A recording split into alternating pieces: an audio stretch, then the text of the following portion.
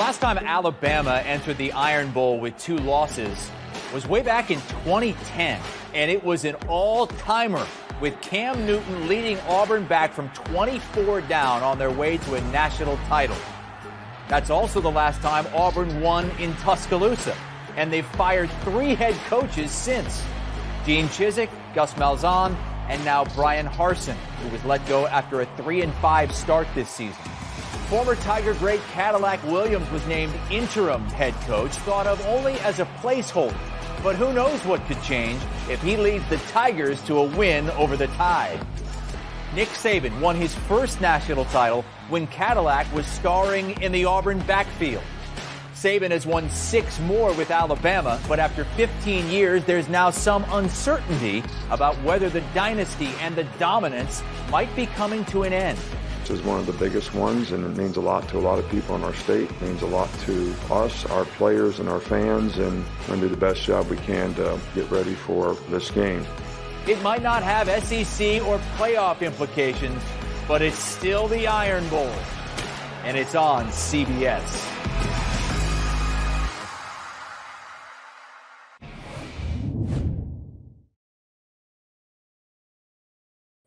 And welcome back to Cover 3's SEC Game of the Week pregame watch party presented by Modelo, brewed for full-time fans, brewed for those with a fighting spirit. That's Tom Fornelli. I'm Chip Patterson. Got a special guest joining us in just a little bit. Got Bud Elliott coming out on the other side so that we can break down this matchup coming up at 3:30 p.m. Eastern time. It is Alabama. It is Auburn. It is the Iron Bowl, the best rivalry in college football. You can watch it on CBS. You can stream it on Paramount Plus. So let us waste no more time, Tom, because we need to introduce to you a 2-time national champion, a 2-time consensus All-American, the 2013 SEC Defensive Player of the Year, a first-round NFL draft pick, and current New York Jets linebacker. Want to welcome to the Cover 3 watch party, Mr. CJ Mosley. CJ, how are you doing, my friend? I'm doing well. That was a great introduction. I was a little sad when the first preview came out and I saw Cam Newton because that was my freshman year. It kind of went up a little bit. It got positive, so we're good. We're good. Yeah. So, well, I mean, let's start right there. For if you were to take all the sort of the different Iron Bowl memories, is there one game that you would say stands out as your favorite? Because there's some ups and downs throughout there, but which ones would you say were some of your favorite memories from the Iron Bowl? You know what? Unfortunately, I'm 2-2 as far as the Iron Bowl, so went 500. But unfortunately, our 2 wins weren't as significant as our 2 losses. So, like I said, the first loss my freshman year, Cam Newton and the whole stadium thing. So a lot of events happened. So it's still questioning that. That was a wild one, but.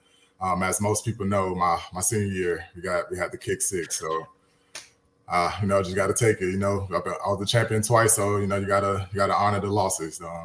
Those two hard ones in my career. What were you thinking? I mean, I'm assuming you were on the sideline during kick 6 because it was a field goal attempt. What were you thinking watching that take place in front of you? I think I was thinking what everybody that was on our side was thinking. You about to either hit this field goal or about to go to overtime and win. And as we all know, history happened. So it wasn't much I could do. We just had arms locked and arms. You didn't want to just run on the field and make the tackle. I ain't gonna lie, that didn't even cross my mind. That's how wild that was. It was just a shocker. It was a shocker. How does the Iron Bowl rivalry work its way into an NFL locker room? Is this something where like your other Alabama players that you all are linking up? Because obviously there are many Alabama players in the NFL right now, and then also you've got the other Auburn players. Do you see this chatter sort of start all throughout the week or on the group text heading into a game like this? Yeah, you definitely get those talks in the locker room, especially if both teams are doing well. If one's doing better than the other, and neither one's doing good, it might not be as spicy, but for the most part, you get the talk. Me and CJ Uzama, we had a few back and forths during practice, and because his locker room right next to mine, so we had a little talk going on, but he didn't seem too confident, so I think we're good. Now, when you were at Alabama, as you mentioned, 2010, 2013 didn't go your way too much. 2011, 2012, you guys kind of crushed them, and then you went on to win national titles. So I'd Yeah, say you got the better end of those two. yeah. But like during the season, during the regular season, how much of the focus from week to week is spent on Auburn? Like, is Coach Saban doing something a little bit every single week to prepare you for the Auburn game, or is it truly we're only focused on this week's opponent, we're taking it one game at a time, and we'll deal with that when we get to it? Yeah, definitely one game at a time. They're not even, nobody's thought of except for whoever we're playing. So Coach Saban always did and still does a great job of making the guys reset their mindset after every game, win or lose. At the championship, at the SEC championship, his motto and his mindset doesn't change. So a lot of that success is obviously through the coaches coaching the right way and players buying in, but you really have to really reset your mind. Just because being at that top spot, always having that target on your back, you're going to get everyone's best, no matter who it is. So if you're even thinking about anything else, that's the opportunity for your opponent to get you. The success that you have had after your very, very successful Alabama career suggests that a lot of this was really built in and stuff that you've been working on. How much of this also do you attribute to some of the lessons that you've learned in terms of that work ethic and that mindset, and how much of that Alabama culture do you think has really helped you get to where you are to be having this extended and successful professional career? Yeah, it definitely molded me. It definitely molded me, as a man and as a football player. The maturity you have to have on the field, off the field, the accountability at a young age to be able to perform at a high level, every single day. Because when you have practice, you practice against 4 stars, 5 stars, players that's 2 spots down, but it was the best at their position or best coming out their state. So every single day, you're working and trying to prove that you're supposed to be on the field. So just having that, like I said, having that attitude, having that mindset, Coach Saban doing a great job of, keeping education first in our program, having the accountability to go to school, go to class early or study hard early, but you still got work at the end of the day. 2:00, you're on that practice field. So man, it's just just from there to where I'm at now in the NFL, and like I said, off the field, creating schedules, being accountable, having people depend on you. You've been able to deliver the job and handle yourself the right way in front of people, in front of the media, in front of the CEO. So all those things play a part when you dealing with that type of pretty much just that lifestyle when you're at Alabama. Now, obviously, you're playing with the Jets. You guys are in the middle of a season. You're 6-4. You're in the playoff hunt. You've got some big goals ahead of you this year. How much attention are you able to pay to what's going on at Alabama during the year, or are you able to pay attention and it's just kind of you just kind of follow along, check the results, but aren't really able to watch week to week? Yeah, I definitely keep up, especially obviously when you're coming out younger. You're still in tune with your teammates that you play with, so you watch them ball out, you watch them get drafted, and you see the younger guys come up and kind of take over responsibility. And cool thing, my brother played at Alabama as well. Started as a walk-on, earned a scholarship, has a lot more rings than I do. So he definitely been on some great teams from 14 to 18, I believe. Yeah, 2018. So just following his career, and now he's coaching at Alabama as a grad assistant. So definitely keeping up with what he's still doing. So man, it's really a family tie when you coming from Alabama. When you're talking to your brother, well, what are some of the feedback that he's given you about Will Anderson, about Dallas Turner, about some of the defensive players that have shined in a big way on this year's team? What kind of talents do you think those are, and especially like what could they be at the next level? Mm-hmm. Yeah, we definitely do a little inside scoop. So I've definitely heard about Will two all seasons ago. So he definitely said who some guys to look after. What guys are looking pretty impressive. So, like I said, man, it's cool to still be connected to the team that way, especially from an inside view. But like I said, man, they really do a good job of keeping those young players focused, especially now. Even though I'm not that old, the game has changed a lot since I was in college. With the NIL and all this stuff, so it's a lot of extra distractions now that's out there in the college sports world. So. You just got to keep the young players that more in tune. What would be your what would be your advice to players? Now that they do have these new opportunities, you like you said, you're separated from it. So what would you say to try to help them be able to have the same kind of path that you did in a different environment? Yeah, well, the biggest difference is the guys that's going to make it to the league or have that success with a certain amount of money. It's really just giving you a head start. So it's if you look on a positive level, that's a good thing. So now that we giving these athletes money at this age and at this time, now we have to have the resources to provide for them, because sometimes coaches don't have all the answers, especially when it comes to finances. That's a tricky subject for a lot of people. So if you're gonna reward these players for their efforts and the way they play, give them the resources to be able to talk to the right people to guide them with their money. With family, with businesses, all that stuff, because it's real, and once you're done playing, that's going to be their real life. So if you're going to grant them the money, give them the resources to get educated on it. So obviously, we're here to talk about the Iron Bowl, the biggest rivalry in college football. So you played in 4 times. You played twice at Bryant-Denny. You played twice at Jordan-Hare. What, if you can think back to the environment of playing in those games, what rivalries have you played in the NFL? You started your career with the Baltimore Ravens. You're now with the Jets. What kind of atmospheres do you think are similar to what you've faced in the NFL to what you had to deal with for this game 4 times? As a Raven, I would definitely go with the Steelers. Obviously they had great teams, great players, great coaching staff, but you always appreciate the crowd and the environment that you play in, and just the love for that team, the love for their city. The love to beat you, so that's always appreciative. And as a young Jet, I played at the Bills for the first time last year, and it was fun to be in that environment, because I've seen plenty of videos, I've seen all the talk for it, so just to be in it and experience it, it was really fun to be a part of.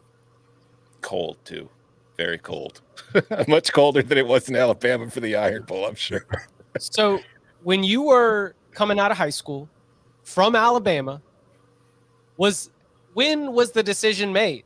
Was Auburn right there with Alabama coming down the stretch? Yeah, they were. Auburn was actually the first team to offer me a scholarship.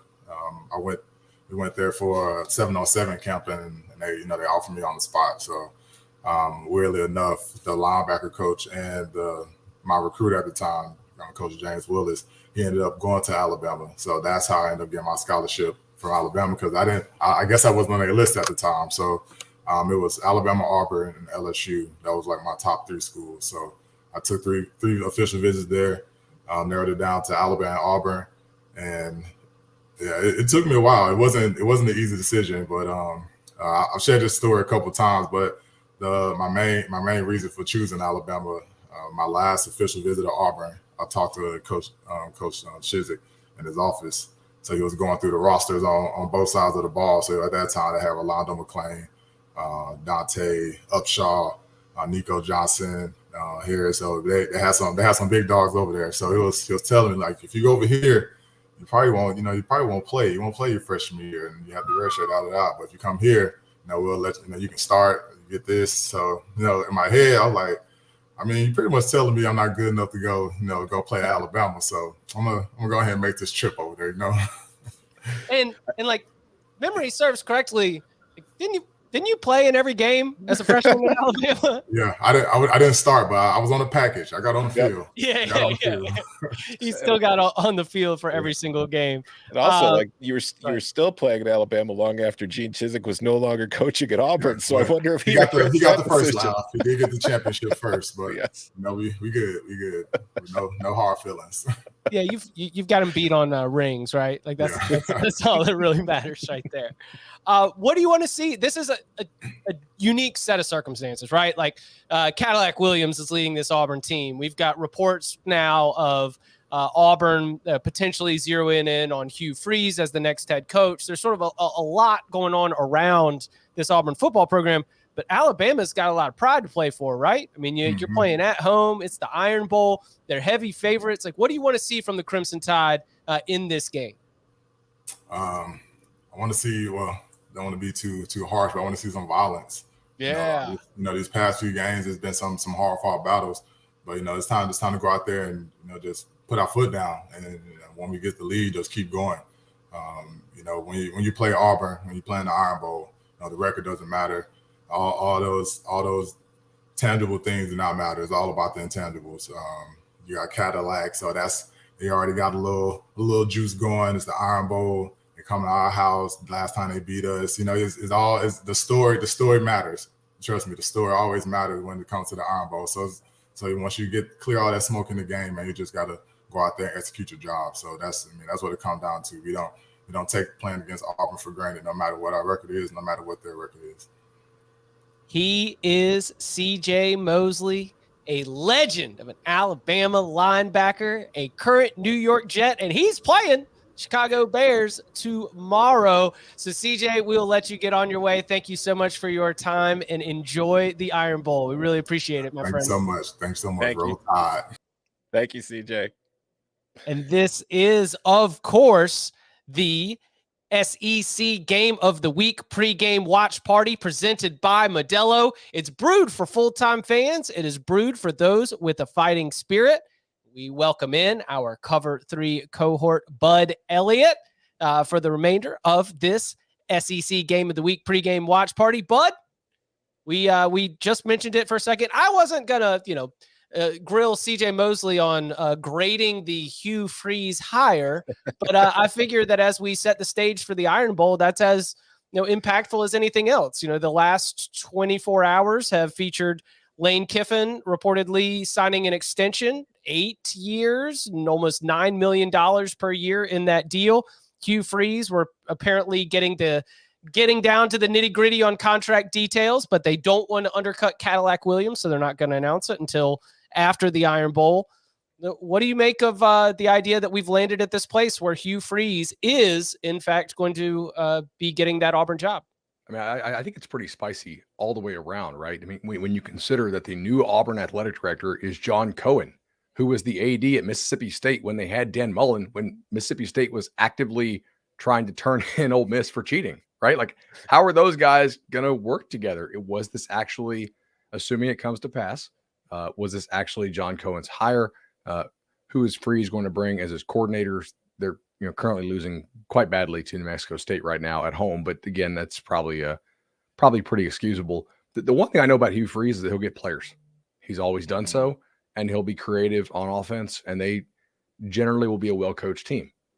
How well he'll manage people, how well he'll handle all the off-field stuff is always going to be a question. But I mean, I have no doubt that Auburn will recruit better under Hugh Freeze than they did under Brian Harsin. And I think they will generally score points. Like, those are two things that I have a lot of confidence in. Everything else, we'll see. Like, I feel like you mentioned the score there for Liberty right now against New Mexico State. I know Auburn hasn't announced it, but I feel like that score is all the confirmation we need of what is going to be happening in a little bit here. But like, how do you think Mike Price feels about this?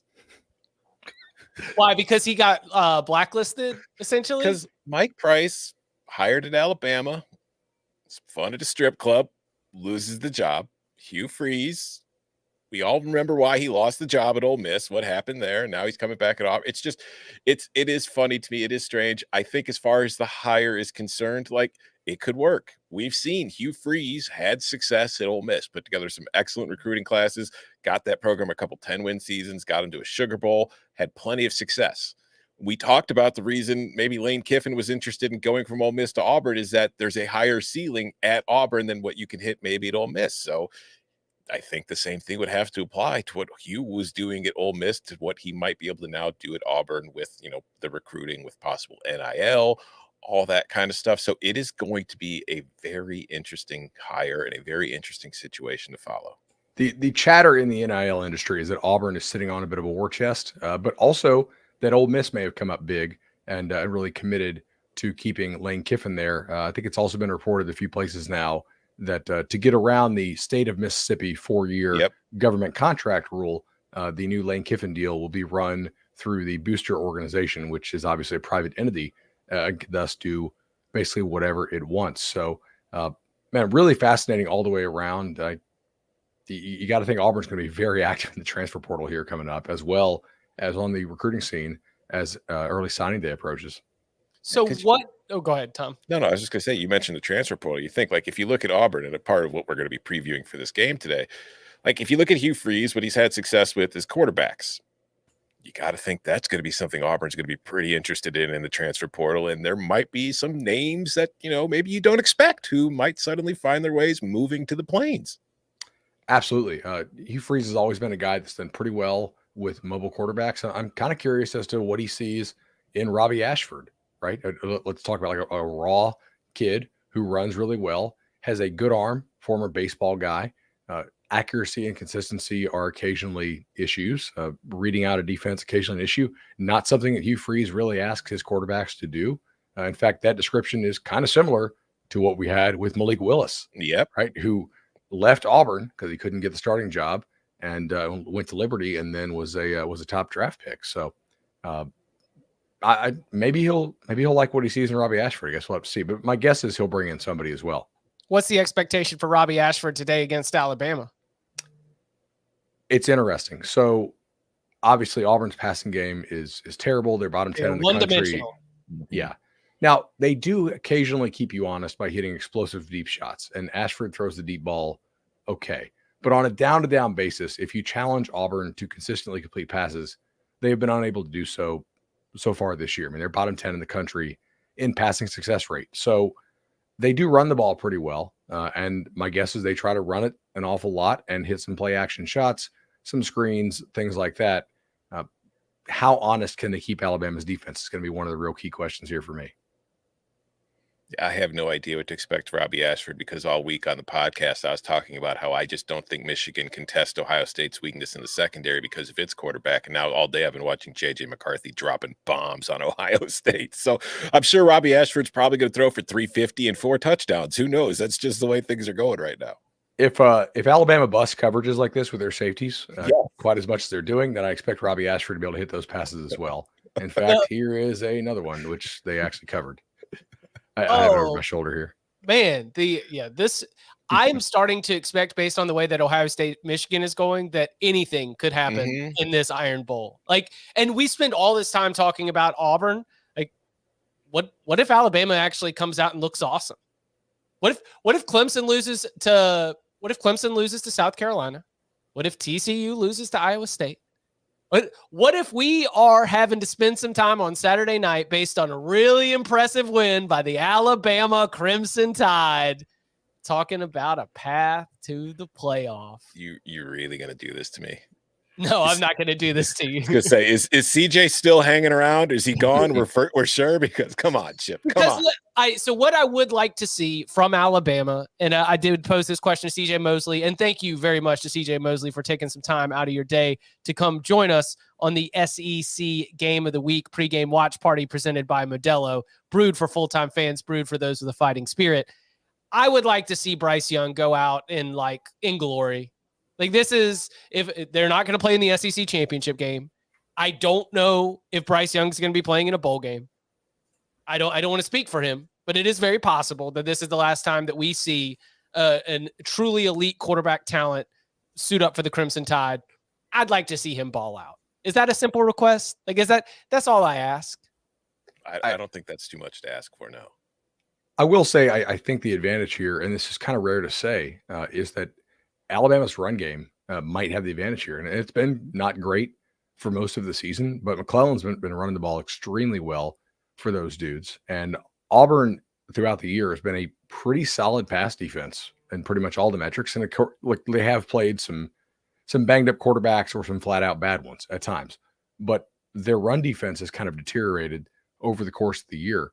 And whereas their pass defense has not to that same extent. So if Alabama can have balance here, they should be able to have a comfortable win. But look, Bama's run game has not consistently looked great. So who knows? They did run it well on the road at Ole Miss, though, which could portend of good things here against Auburn's run defense. Yeah, I wrote too last week, like before the Austin Peay game, before Bryce Young's shoulder injury and after Bryce Young's shoulder injury, there's been a clear difference in his numbers. There's been a clear difference in the throws they're asking him to make. Like, it's not just the overall efficiency. It's the air yards on his throws since the shoulder injury are much shorter than they were before. But last week against Austin Peay, we kind of saw things more progressing in the kind of direction that they were earlier in the year. But the question is that just Austin Peay? Will he still be able to do that against this Auburn team? So, Chip, along the lines of what you're saying, I am really interested in seeing how Bryce Young looks today, if he's able to push the ball down the field a little more vertically than he has been for about the last month or so, because this is a guy who is going to be a first-round NFL draft pick, and he's got, he doesn't have much, like you said, this could be his last game. This could be his last chance to put some stuff on tape, although I'm not sure how much tape they really need still on Young to figure it out. Yeah, I think the only question on Young is going to be the medicals for the draft. Just how bad is the shoulder? Is it something that's going to require some kind of clean out before the draft or before the combine? How much did it actually limit him? I think Tom's point is spot on. He has not looked the same, but he still looked, pretty effective. I think he has also not really built a ton of trust with this Alabama receiving group compared to prior years. And that's not really surprising given who they lost and the fact that some of the guys they brought in, Burton and Harrell, the kids they got from Georgia and Louisville respectively, have not necessarily meshed and been great. Obviously, Harrell has been injured for a lot of the season, but Bryce still is a good decision maker, pretty accurate passer, and has come up big in their big games. I mean, it really he played well against LSU. He played really well against Tennessee. Just other parts of their team had systemic breakdowns, which caused them to lose those ball games. Yeah, the tape that we just need to turn in is actually last year's fourth quarter of the Iron Bowl and the SEC championship game against Georgia last year. And to your point about Burton, I will say that, within the context of it was just Austin Peay, but it was also Ole Miss. Two of the best games of the season for Jermaine Burton in an Alabama uniform have been the last two times that the Alabama offense has taken the field. Jermaine Burton with 5 catches, 50 yards and a score in the win against Ole Miss, 7 catches, 128 yards, 50 of them on one, but 2 scores there. So while he only has 34 catches for 503 yards and 6 scores on the season, 12 of them, 178, and 3 of those scores have been in the last 2 performances. So if you want some indication that the chemistry is starting to come together a little bit for that Young to Burton connection, is it maybe just a little bit is it maybe 4 points in 3 weeks too late? Maybe. Probably, yeah. But it's at least coming together so that we might be able to see it as a key to the Iron Bowl. All right, a few more minutes before we get out of here. Let's go with the score prediction. I'm putting you on the spot here. I did not give you guys a heads up on this one. So quick time, Bud, run the calculator in your head. Tom, what's your score prediction? Alabama 37, Auburn 20. I will go Bama 38-14. 38-14. I will go Alabama 41, Auburn 10. Ooh, Chips doesn't have high hopes for the interest in the fourth quarter today. Hey, fast game. This is listen. It is very possible that the way this game goes, that we'll be doing we'll be talking about the end of Ohio State, Michigan around halftime of the SEC on CBS game of the week. Yeah. All right. So Hugh Freeze to Auburn, pretty much done. Do you think you retain Cadillac Williams regardless of how things go today? I would try for sure. Kind of like the Mickey Joseph situation at Nebraska. I think you want to keep him around. I think he could help you with your transition into a new staff, but will you be able to? I don't know. I mean, my guess here is that you will be able to. I don't know that he's going to get a chance as a play caller or an OC somewhere else within the Power 5. So if he was going to go to a G5 as an OC, he'd be taking a pay cut. So my guess here is that his value to Auburn is probably greater than it is to other schools, just because of the great job he's done as the interim in terms of recruiting and momentum and just keeping their class and their team together. I think you probably can find a spot for Cadillac Williams. Spot for Cadillac Williams could also help with maintaining all of those relations, and maintaining your relations with the Auburn community is a whole second job aside from being the head football coach of Auburn.